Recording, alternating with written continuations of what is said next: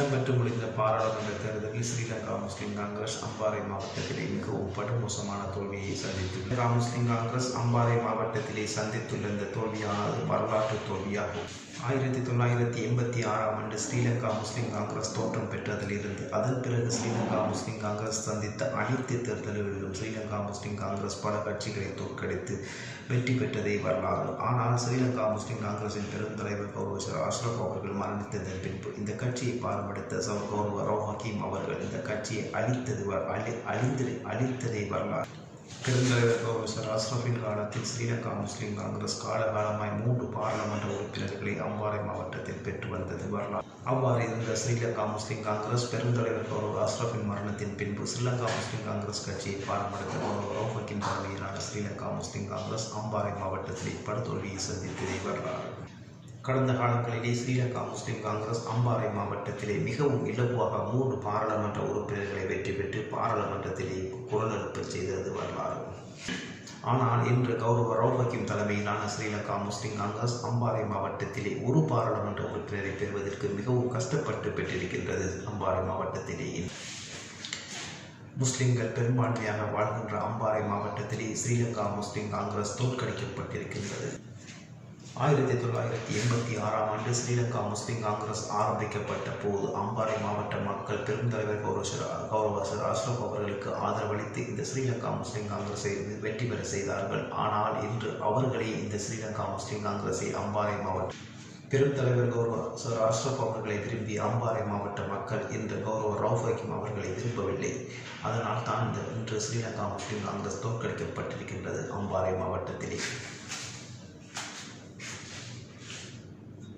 மாவட்டத்திலே ஸ்ரீலங்கா முஸ்லிம் காங்கிரஸை படுதோல்வி அடைய செய்துவிட்டு அவர் எப்படியோ கஷ்டப்பட்டு கண்டியிலே வெற்றி பெற்றிருக்கின்றார். டெலிபோன் அம்பாறை மாவட்டத்திலே அவர் ஸ்ரீலங்கா முஸ்லிம் காங்கிரஸை அவர் படுதோல்வி அடைய செய்துவிட்டு அவர் தற்பொழுது கண்டியிலே தேர்தலில் களமிறங்கி டெலிபோன் சின்னத்திலே களமிறங்கி மிகவும் கஷ்டப்பட்டு வெற்றி பெற்றிருக்கின்றார்.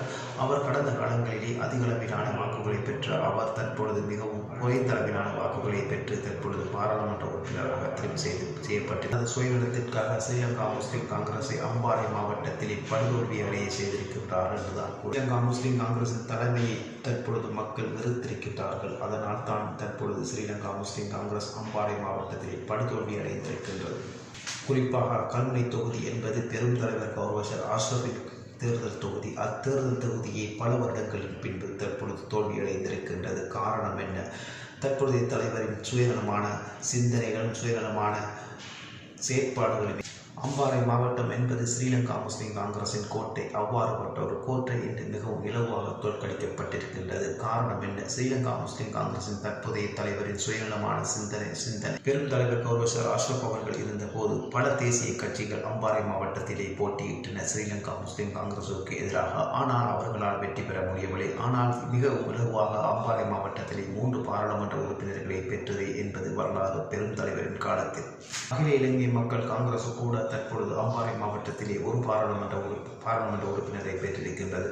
கடந்த காலங்களில் கூட ஒரு பாராளுமன்ற உறுப்பினரை பெற்றிருந்தது. இதற்கு வழிவகுத்தவர் தற்போதைய தலைவர் கௌரவ ரவு ஹக்கீம். 13 பாராளுமன்ற உறுப்பினர்களை வைத்திருந்த ஸ்ரீலங்கா முஸ்லிம் காங்கிரஸ் படிப்படியாக குறைவடைந்து இறுதியில் 5 பாராளுமன்ற உறுப்பினர்களை வைத்திருந்த ஸ்ரீலங்கா முஸ்லிம் காங்கிரஸ் இத்தேர்தலோடு அதுவும் குறைவடைந்திருக்கின்றது. ஒட்டுமொத்தமாக சொல்ல போனால் ஸ்ரீலங்கா முஸ்லிம் காங்கிரஸை அழித்திருக்கின்றார் தற்போதைய தலைவர் கௌரவ ரவு ஹக்கீம் அவர்கள் என்றுதான் சொல்ல வேண்டும்.